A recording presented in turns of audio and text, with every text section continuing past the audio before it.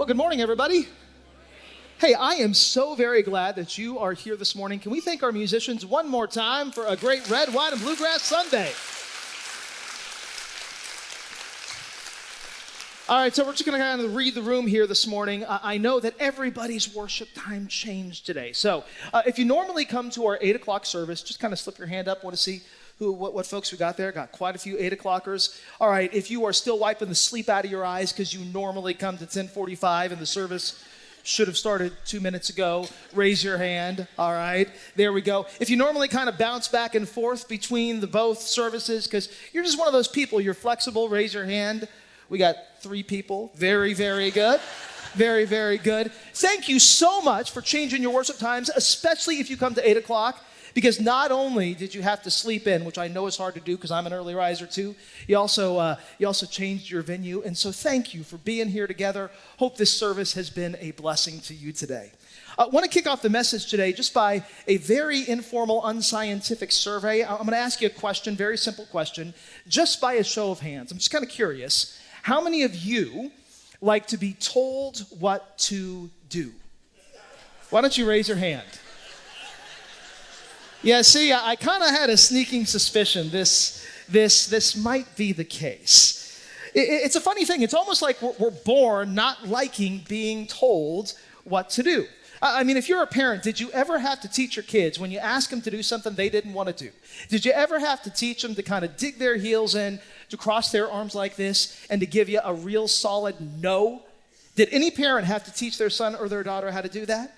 Nobody has to teach their son or their daughter how to do that because there's almost something endemic in me and in you that just doesn't really like to be told what to do. Or fellas, if you get lost, are you asking for directions? Are we asking for directions, yes or no? Absolutely no, right? Because ain't nobody going to tell us where to go or how to get there because there's just something endemic in me and in you that doesn't really like to be told what to do. Now, there's actually a word for this.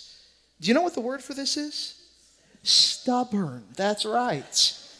And I don't care who you are or how flexible you make yourself out to be, there's at least a little tiny bit of stubbornness in you and in me. So over the course of the summer here at Zion, we're walking through and working through a whole book of the Bible, the second book of the Bible, the book of Exodus. And if you're a guest here with us this morning, I'm glad that you've come in as a part of this series. Because one of the cool things about the book of Exodus is that even if you don't go to church a lot or know a lot of Bible stories, my guess is you know at least a couple of the stories out of the book of Exodus. Because the book of Exodus contains a lot of very fantastic and very fun and very famous stories. In the book of Exodus, we get the story of a Red Sea that parts into two, and a whole nation of people, the people of Israel, who get to pass through. In the book of Exodus, we get the story of a pillar of fire that hangs in the sky, and bread that falls down from heaven on high. In the book of Exodus, we get the story of a rock that actually miraculously shoots out some water, and we also get the story of 10 commandments that are etched into stone by God the Father. The book of Exodus is full of all these stories and many more stories because the book of Exodus is full of fantastic, fun, and famous stories. But here's kind of what we're discovering as we work through this series this summer. If all you get out of the book of Exodus are some really good stories, you're actually missing the main points and the main purpose of the book of Exodus. Because the book of Exodus is not just a collection of stories.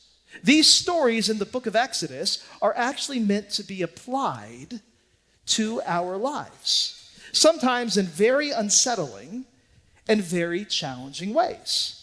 And that takes us to the story that I want to look at today. Because today we're going to read the story of a man who was a lot like me and a lot like you, because he was a man who didn't really want to be told what to do. He was a person who was exceptionally stubborn. Now, here's the thing about this guy that we're going to be taking a look at today. We actually don't really know his name, but we do know his title. His title was Pharaoh. which meant that he was the king of the biggest, baddest empire in the book of Exodus, which was the empire of Egypt. In fact, just to kind of set the context here for you, as the book of Exodus opens, we got the empire of Egypt, but we also have the people of Israel. Now, the people of Israel, they are enslaved to the empire of Egypt. And they're doing all sorts of projects for the empire of Egypt. They're doing building projects for the empire of Egypt. They're building all those pyramids. They're doing agricultural projects for the empire of Egypt. They're farming and growing crops for the people of Egypt. Well, one day, the story goes in the book of Exodus that God looks down on all of this. And God sees this. And God does not like this. God does not like the fact that there is a group of people who are in slavery. And so what God does is he raises up this man named Moses. And he says to Moses, Moses, we got a big problem. The empire of Egypt cannot be enslaving the people of Israel. So here's what I want you to do, Moses. I want you to go. I want you to go to this man who is Pharaoh. And I want you to deliver a message from me to him. Now, here's the message. Exodus 5 verse 1, very famously, Moses is supposed to go to Pharaoh and say this: let these people, who are really God's people, let my people go. And so that's what Moses does. He goes to Pharaoh and he says, I got a message from God. Here's the message from God. Let my people go. You know what Pharaoh says? No. Because Pharaoh's a man who's kind of like me and kind of like you. He's a man who's not about to be told what to do, even if he's being told what to do by God. And so what God does is he calls Moses back and he says, you know, here's the problem with Pharaoh from my perspective. Exodus 7 verse 14, God says to Moses, the problem with Pharaoh is that Pharaoh's heart is hard. In other words, Pharaoh is very stubborn, and that is why he refuses to let the people go. And so what God does is he kind of cooks up a little plot and a little plan with Moses. He says to Moses, listen, I'm going to have to push a little bit on Pharaoh if I'm going to get him to do what I want him to. And so I'm going to have to begin to make things, well, more than a little uncomfortable for Pharaoh if he's going to let these people go. And so here's what we're going to do, Moses. Verse 15, God says to Moses, I want you to go to Pharaoh in the morning, right as he's going down to the river. Now, I want to pause right there and just kind of situate you here just a little bit. The river that God is talking about here is the Nile River.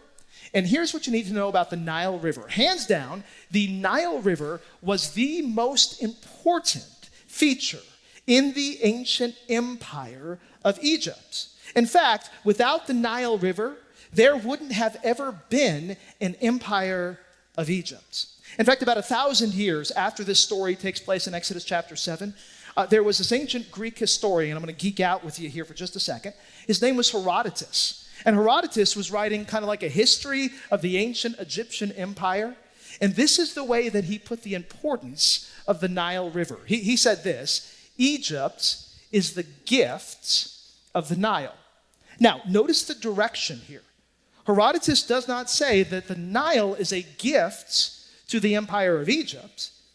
He says Egypt is actually the gift of the Nile, because Herodotus knows that if there was no Nile River, there wouldn't have ever been, just historically, an empire called Egypt, because that was the only source of water in that region of the world. And so if you don't have the Nile River, you don't have any water to drink, you don't have any water to water crops, you don't have any water to grow anything, which means that you don't have any water to grow any society there at all. Without the Nile, there wouldn't have ever been an empire called Egypt. And so back to Exodus 7. God says to Moses, I want you to go to this most important feature, this most important geographic feature in the empire of Egypt. In verse 15, I want you to confront Pharaoh right there on the bank of the Nile. And I want you to say to him, the Lord, the God of the Hebrews, has sent me to say to you, let my people go. But until now, you've just been saying no. And so, This is what God is going to do.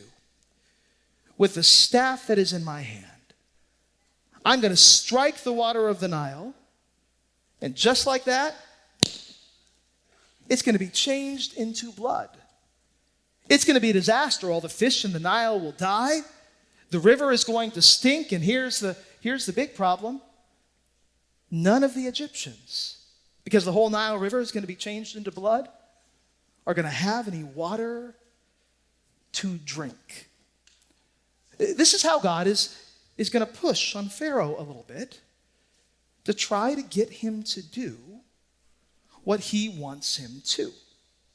Now, here's something else you need to understand. The reason that God is pushing on Pharaoh this way has to do with something that Pharaoh does back at the beginning of the book of Exodus.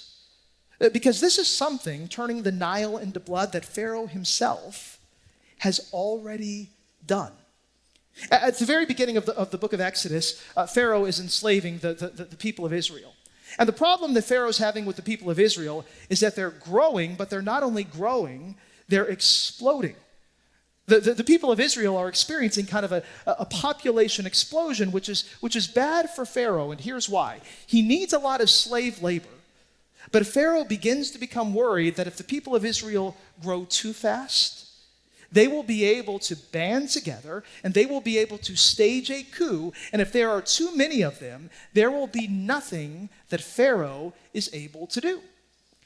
And so what Pharaoh does is he engages in like a little bit of population control. He issues this edict at the beginning of the book of Exodus, Exodus 1 verse 22. I want you to take every Hebrew baby boy that is born and kill him. Throw him into the Nile. And so, at the very beginning of the book of Exodus, here's what Pharaoh's doing. He's filling the Nile River with the blood of Hebrew babies. And now, 6 chapters later, God is saying to Pharaoh, you know what? You filled the Nile River with blood. I can do better. I'm going to turn the Nile River to blood. But God says, that's not all I'm going to do. He keeps going, Exodus 7, verse 19. He keeps talking to Moses. And he says, hey, why don't you grab that brother of yours, Aaron, and why don't you tell him to take his staff and stretch out his staff too over all the other waters of Egypt, over all the streams, all the canals, all the tributaries that flow into the Nile River, over all the ponds, all the reservoirs. And guess what? We're going to turn all that stuff to blood too. In fact, even in vessels of wood and stone, the ancient Egyptians would have kind of like water reservoirs in their home made out of wood or stone. Even that is going to be turned to blood. In other words, by the time that God is done here, there's not going to be a drop of water left to drink in the whole empire of Egypt. And so, here we go. Verse 20, Moses raised his staff in the presence of Pharaoh and all his officials, and he struck the water of the Nile, and every last drop of water in the empire was changed into blood. The fish in the Nile died. The river smelled so bad that the Egyptians could not drink its water, and blood was everywhere in Egypt. The very lifeline to the biggest, baddest, greatest empire of this day was completely destroyed with one man and one miracle by one God, all because there was a ruler who was kind of like me and you. And he wasn't about to be told what he was going to do. Because this is what stubbornness gets you.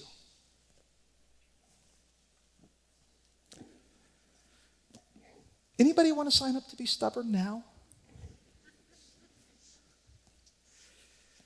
You know, it's interesting. Way back at the beginning of this conversation in Exodus 7, when God is talking to Moses, he pinpoints the problem, right? He says, here's the problem with Pharaoh, Exodus 7, verse 14. Pharaoh's heart is hard. Little bit of technical work here for you.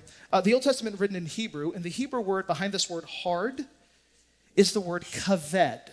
Now, here's what's interesting about the word kaved. The word kaved in Hebrew doesn't so much mean hard as it means heavy. God says to Moses, the problem with Pharaoh is this: Pharaoh's heart is heavy.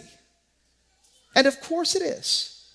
Because Pharaoh's the guy who has to be large and in charge. Pharaoh's the guy who has to call all the shots and make all the decisions. Pharaoh's the guy who has to have all the power and always get his way. And when you're the person in charge of everything, that's a heavy responsibility. And if you call the wrong shot or make the wrong decision, you know what that can make your heart? Kaved. It can make your heart real heavy. And you know Pharaoh has to be feeling it at this point, right? Because God says, let the people of Israel go. Pharaoh says, no. All of a sudden, every last drop of water in Egypt is turned into blood. Now what is Pharaoh going to do? Because if Pharaoh doesn't figure something out quickly, you know what's going to happen to his empire? It's going to be gone because everybody's going to be dead. In fact, Pharaoh would have been done for if God wouldn't have shown Pharaoh just a little bit of grace. Because it turns out that God helps out Pharaoh just a little bit. Because even though there's no water in the empire of Egypt, it turns out that there's still a little bit of water under the empire of Egypt. Exodus 7 verse 24 says this: all the Egyptians, they were able to dig along the Nile, and they were able to find some drinking water there. They were able to get into the groundwater, desperately and frantically digging these brand new wells. But if it wouldn't have been for those wells, the empire would have been done for. All because of a man at the top who was like me and like you. And he wasn't about to be told what to do.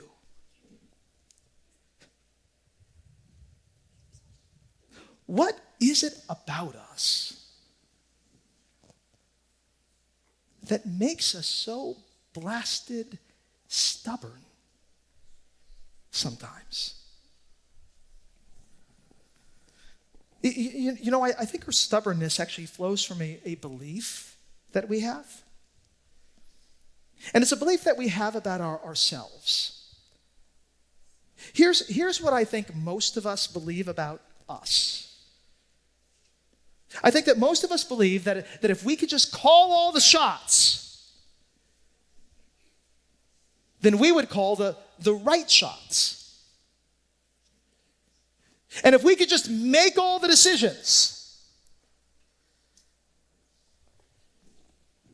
then we would make all the right decisions.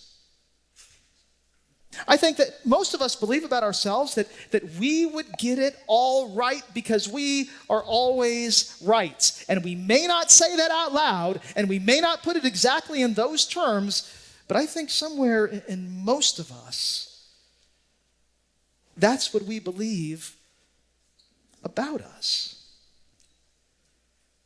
The problem is when you do get all the power, all the authority, when you can call the shots and make all the decisions, sometimes, be honest, you don't always make the right decisions. We've all had these moments. You go to the car lot one day and you're looking for a car that isn't new, but it's new to you, and so you scour the whole thing and you finally settle on one. And you do the deal, and it's a little bit more money than you want to spend. But you close the deal and you drive the car off the lot.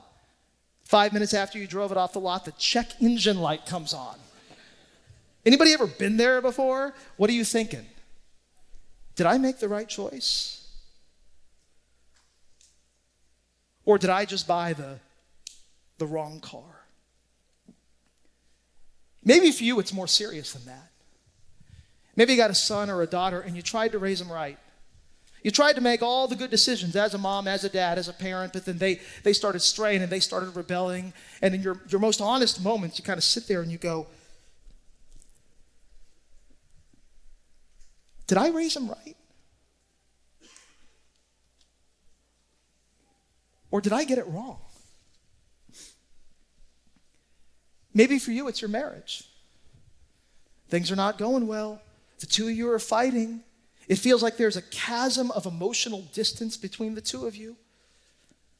And although you never say this out loud, every once in a while you ask yourself, did I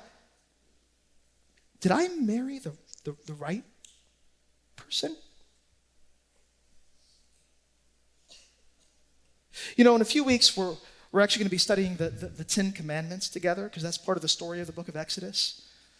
And one of my favorite commandments is the fourth commandment. If you grew up in church, you may know what this is. Exodus 20, verse 12. Here's the fourth commandment.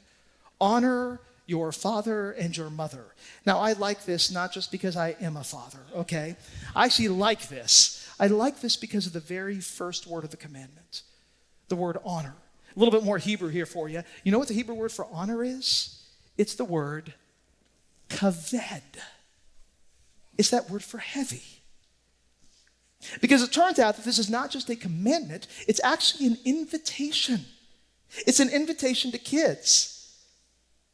It says to kids and parents, hey kids, you don't have to call all the shots, and you don't have to make all the decisions, because that is a burden that is too heavy to bear. And so why don't you share that burden with your parents?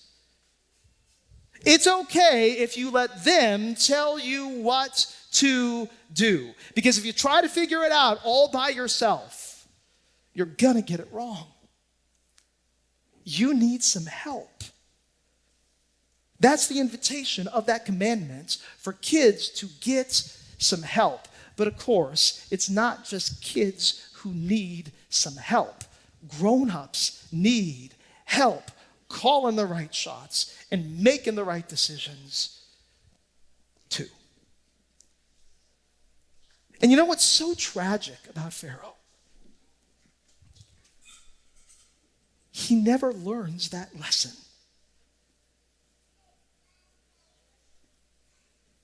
He never asks for help.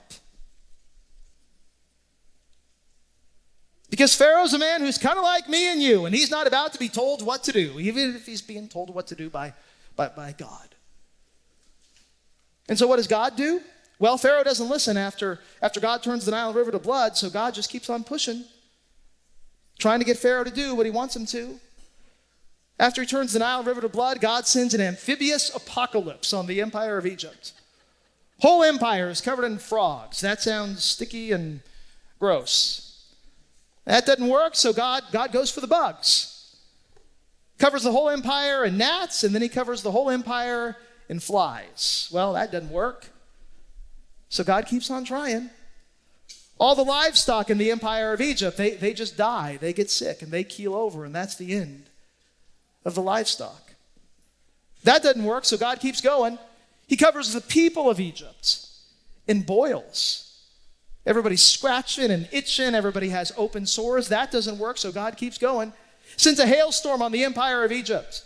We know a thing or two about hailstorms in central Texas. Wipes out all the crops in Egypt. That doesn't work.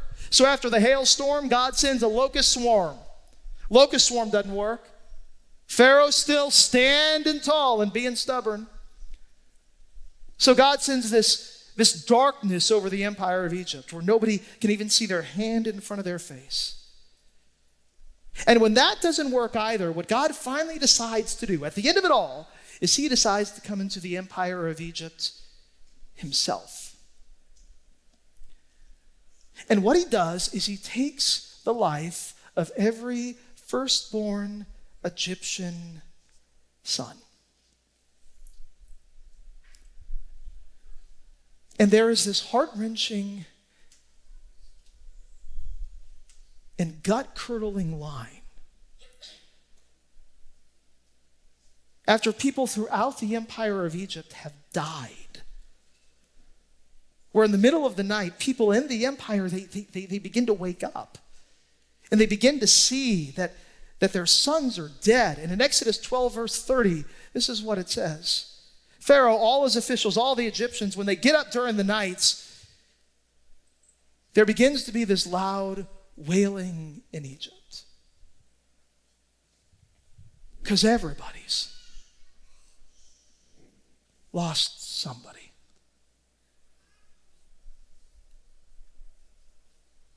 You know, this is what God finally has to do to get through to Pharaoh. This is the moment where he finally breaks. Because by this point, Pharaoh doesn't just have a heavy heart, a kaved heart. He has a broken heart.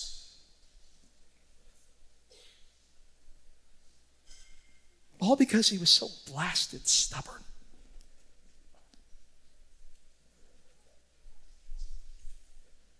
Pharaoh's stubbornness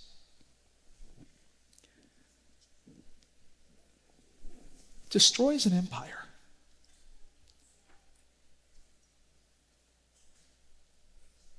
But you know what I think is even worse than that? Pharaoh's stubbornness destroys his own family. Which is why I would just beg of you and plead with you, don't be the kind of person who always refuses to be told what to do. Don't be that kind of person who has to call all your own shots and always get your own way. Don't be that kind of person who has to have all the power for yourself, because life is too short to be that stubborn, and the cost of being that stubborn is way too high. And if you don't believe me, just ask Pharaoh.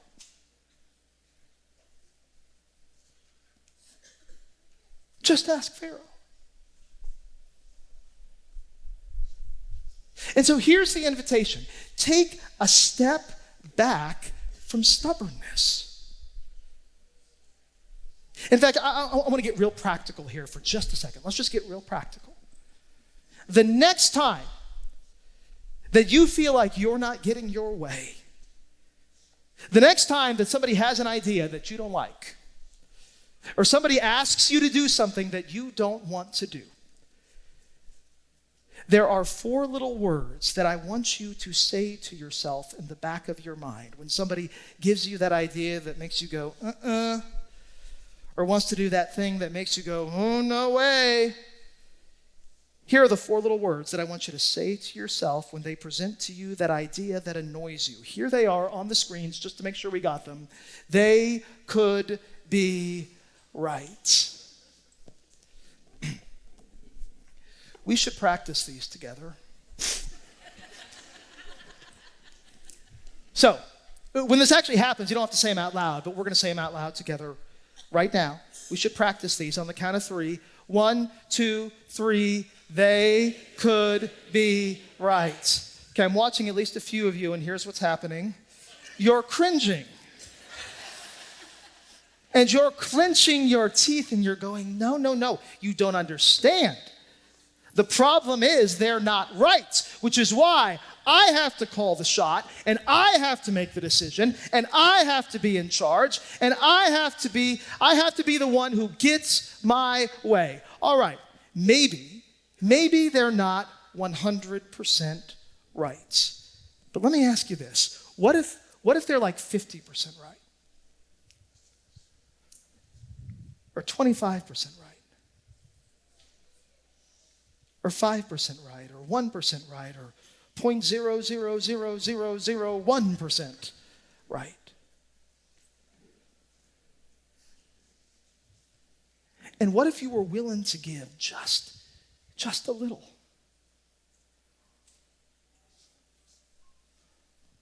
What would that mean for them? And even more important than that, what would that do in you?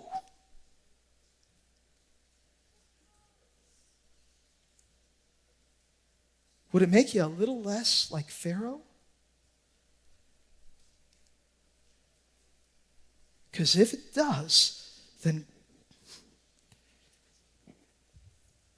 it's worth it.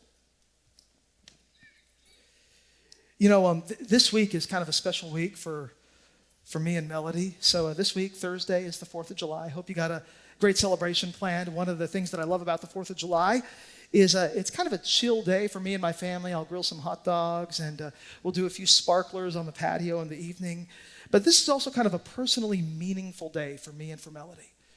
Because 18 years ago, on July 4th, 2006, I invited my then girlfriend, we weren't married yet, over to my apartment to have some breakfast. Except that when she got there, I was not there. There was a note on my door, and the note had some directions to follow, so she followed the directions and went somewhere else that was not my apartment. And she got to that other place, and she found another note. Not me, but another note with more directions to go somewhere else. And so she followed the directions. And she went to the next place, which also had another note with directions to the next place. Now, we were both living in Corpus Christi. Finally, all these notes directed her to Corpus Christi Bay, to a little pier that was overlooking the water. And she finds me, and the first words out of her mouth is, "After all that, this better be good." You know, this better be good. And I had a little picnic basket with some muffins. The big Costco ones, you know, the chocolate ones, those are delicious. And some orange juice. And we had a little breakfast. And then, July 4th, 2006, I got down on one knee. And I asked my wife to marry me. You know, I've been thinking about the 18 years of our relationship. And I've learned a few things. Yeah. Like when Melody and I disagree, she could be right. And actually, give me just a few more years, and I'll probably learn that when Melody and I disagree, she's just right. That's just the end of it, right? But here's what else I've learned.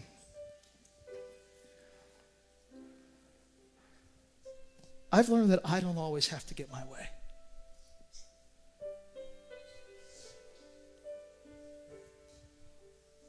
Because my marriage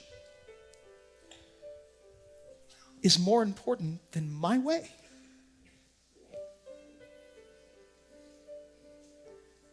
Which is why I really do believe that life is just a little too short to be stubborn. In fact, just one more thing. We'll wrap up with this. The night before Jesus goes to the cross, he's a little concerned about the mission that God has given him. This is not the way that Jesus wants to go, because Jesus has heard of crosses before, he's seen crucifixions before, and he knows they involve beatings and blood loss and ultimate death. And so the night before he goes to the cross, he goes to this garden on the east side of the city of Jerusalem, the Garden of Gethsemane. You may know this story. And you know what he does? He gets down on a knee.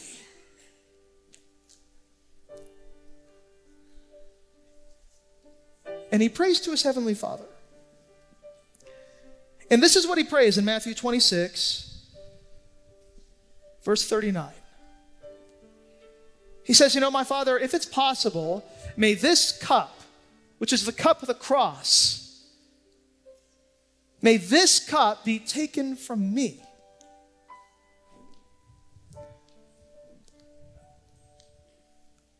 But ultimately, I'm not a man who needs to get my way. Because this is not about my will, Jesus says. It's about yours.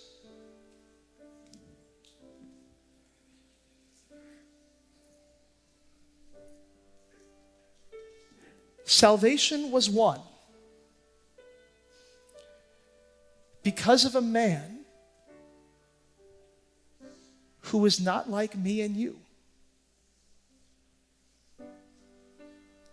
He actually allowed himself to be told what to do. He listened.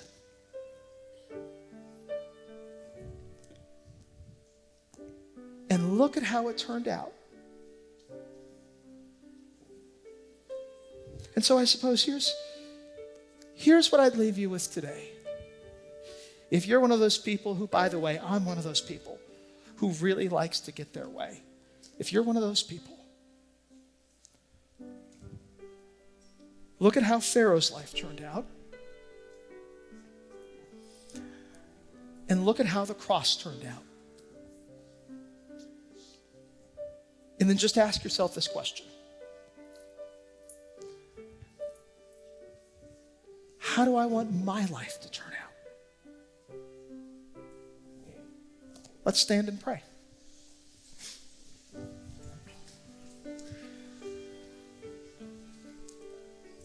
Heavenly Father, yeah, there's something in all of us that just kind of naturally says, ain't nobody going to be the boss of me.